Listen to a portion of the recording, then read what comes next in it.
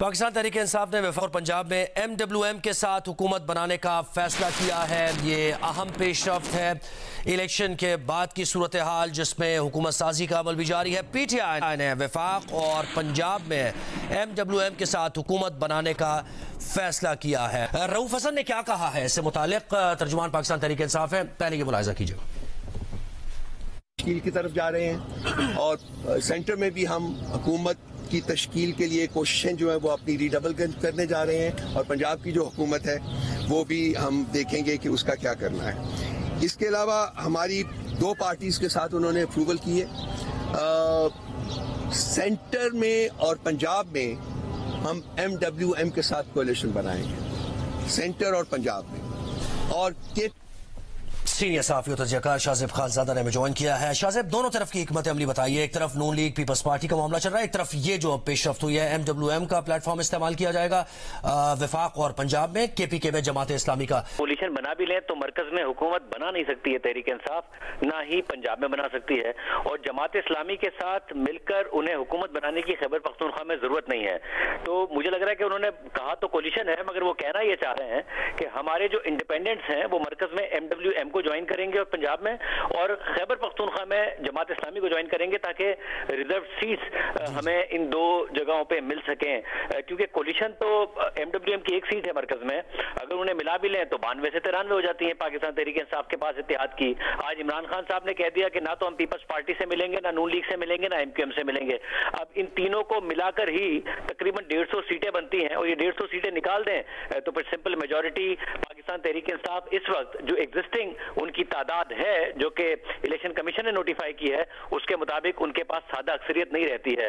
तो जो मैं समझ रहा हूं वो यही है कि मरकज में MWM के अंदर इनके इंडिपेंडेंट्स जाएंगे ताकि इनको रिजर्व सीट मिल सके। पंजाब में भी अच्छा, ये भी बताया शाज़िब कि यानी ये जो क्लेम कर रहे हैं कि हम वफाक में हुकूमत बनाएंगे, यानी क्लेम तो बड़ा ये कॉन्फिडेंटली कर रहे हैं, लेकिन 92 सीट्स उसमें अगर चले धांधली ज्यादा इलेक्शन, वो ये कह रहे हैं 20 सीट्स भी और मिल जाती हैं और उसकी बुनियाद पर रिजर्व भी मिल जाती है, तब भी 169 का नंबर तो नहीं हासिल कर सकते। ये जो तहरीक इंसाफ का मगर दावा उससे बड़ा है। तहरीक इंसाफ का दावा यह है कि हमें कोई 50-60 एक्स्ट्रा सीटों से महरूम किया गया है। 170 तक भी बात करते हैं, मगर जो ये दावा कि 50 से 60 हमारी एक्स्ट्रा सीटें हो सकती थी, जो हम जीते हैं मगर हमें महरूम किया गया, वो हमें मिल जाए तो हम सादा अक्सरियत की पोजीशन में आ जाते हैं। 134 चाहिए हैं और वो 150 के दावेदार हैं।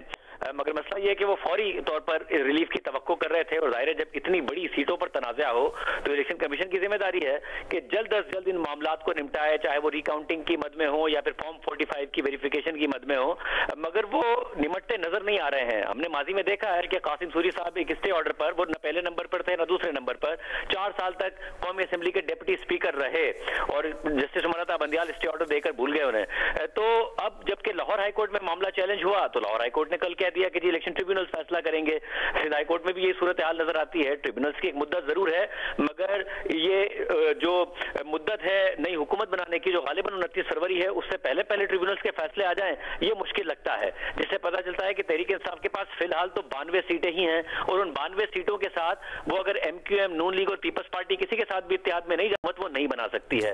आज शहबाज शरीफ साहब ने कहा कि हम पहले दावत देंगे तहरीक इंसाफ को हाउस में कि वो हुकूमत बना ले, वो नहीं बनाएंगे तो फिर हम जाएंगे। तो तहरीक इंसाफ में जब इमरान खान साहब ने आज सहाफियों से बात करते हुए बाकी तीनों जमातों को रूल आउट कर दिया, पीपल्स पार्टी, नून लीग और MQM को, तो फिर MWM के साथ हुकूमत तो नहीं बनेगी, शायद रिजर्व सीटें मिल जाएंगी, और यही फॉर्मूला है जी। अच्छा, एक और बड़ी दिलचस्प पेशरफ्त हुई है। KPK के वज़ीर आला के लिए अली अमीन गंडापुर को नामजद किया, और उसके बाद शकील फरमान अली से हमारी बात हुई, ब्यूरो चीफ पेशावर। उन्होंने कहा कि मुश्ताक गनी, आतिफ खान और दीगर भी कुछ लोग हैं और उनके ग्रुप्स हैं बाकायदा जो कि इस पर तहफ़्फ़ुज़ात का इजहार कर रहे हैं। तो इस मामले को कैसे देखते हैं आप? ये कुछ ऑफ द रिकॉर्ड मेरी भी बात हुई है तहरीक इंसाफ की खैबर पख्तूनख्वा में रहनुमाओं से, जिनमें से जाहिर है खुद बहुत सारे MPs नहीं है, जिसमें से आतिफ खान साहब भी MP नहीं है, मगर वो उसके बावजूद एतराज उठा रहे हैं।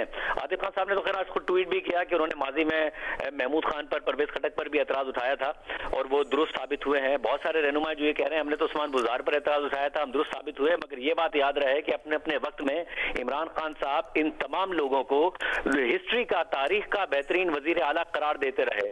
उस्मान बुज़दार वसीम अकरम प्लस थे, फिर महमूद खान वसीम अकरम प्लस प्लस थे, परवेज खटक की बड़ी तारीफें होती थी। आज तहरीक इंसाफ मान रही है कि गवर्नेंस कोई नहीं थी, ना महमूद खान की ना उस्मान बुज़दार साहब की। रहनुमा बहुत सारे हैं तहरीक इंसाफ में जो दो बातों से परेशान है। एक तो ये, जब हमारी ऑफ द रिकॉर्ड बात हुई उनसे, कि कोई एबिलिटी या कैपेबिलिटी है ही नहीं, ना सलाहियत रखते हैं ना खासियत रखते हैं अली अमीन गंडापुर साहब डिलीवर करने की। उन्हें तो जब वफाक में भी कश्मीर की वजारत दी गई थी उमूर कश्मीर की, तो उन्हें बुनियादी चीजें भी नहीं पता होती थी मुख्तलिफ टॉक शोज में आके कि असल में पाकिस्तान का मौकफ क्या है और हो क्या रहा है। वो गवर्नेंस से दूर दूर तक उनका ताल्लुक नहीं है और इसलिए ये परेशानी है कि जी इमरान खान साहब की सोच में अभी भी जो गवर्नेंस है वो तरजीह नहीं है। जाहिर है उनके बयानिए को अवाम ने वोट जरूर दिया है और खैबर पख्तूनख्वा की अवाम ने बहुत ज्यादा दिया है, मगर हमने देखा था कि इस वक्त जो सर्वेज होते थे अवाम का बहुत बड़ा और बुनियादी मसला महंगाई और हुकूमती कारकर्दगी था। इमरान खान साहब को यह कॉन्फिडेंस है कि जब बुज़दार की, उस्मान बुज़दार की कारकर्दगी और महमूद खान की बुरी कारकर्दगी, इन दोनों की बुरी कारकर्दगी के बावजूद मुझे वोट पड़ गया, तो इसका मतलब है कारकर्दगी मैटर नहीं करती है।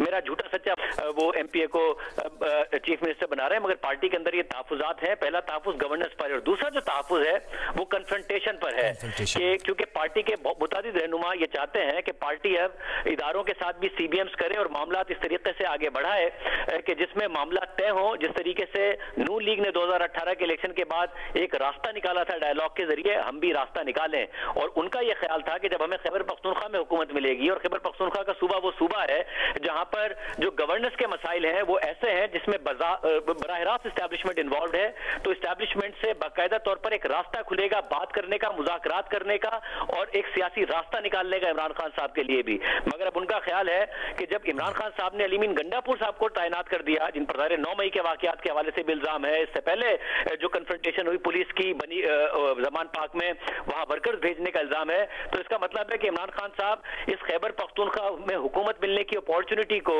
रास्ता और सियासी रास्ता ढूंढने के लिए नहीं इस्तेमाल कर रहे हैं, बल्कि कन्फ्रंटेशन का मैसेज दे रहे हैं कि मैं कन्फ्रंटेशन ही चाहता हूं। अब ये सोचिए कि एक ऐसा सूबा जिसमें पहले ही टेररिज्म है, वहां अली अमीन गंडापुर साहब जैसे वजीर आला हो, जिनके इदारों से भी मामला ठीक ना हो और मरकज से भी मामला ठीक ना हो, और अगर वो फिर हर कुछ माह बाद अपनी वर्कफोर्स को लेकर और पुलिस के प्रोटोकॉल में वफाक पे चढ़ दौड़े, जैसा कि इमरान खान के हुक्म पर परवेज खटक साहब चढ़ दौड़े थे, तो मुल्क में गवर्नेंस तो नहीं होगी, ना ही सियासी तौर पर कोई रास्ता निकलेगा, ना ही मुआशी तौर पर कोई रास्ता निकलेगा, ना ही टेररिज्म के मामला बेहतर होते नजर आएंगे। तो तहरीक इंसाफ के अपने अंदर, और मैं आपको बता सकता हूं कि खैबर पख्तूनख्वा के कुछ रहनुमाओं से हमारी बात हुई है, उनमें एक कंसर्न है खैबर पख्तूनख्वा की गवर्नेंस को लेकर भी और सियासी रास्ते को लेकर भी कि ये फैसला हिकमत वाला फैसला नहीं है, ये फैसला कन्फ्रंटेशन वाला फैसला है। बिल्कुल, ये कंसर्न है, ये तशवीश है। पीटीआई पार्लियामेंटेरियंस का फैक्टर कितना इसमें आ सकता है, ये भी पूछेंगे। शाहज़ेब हमारे साथ ही रहिए।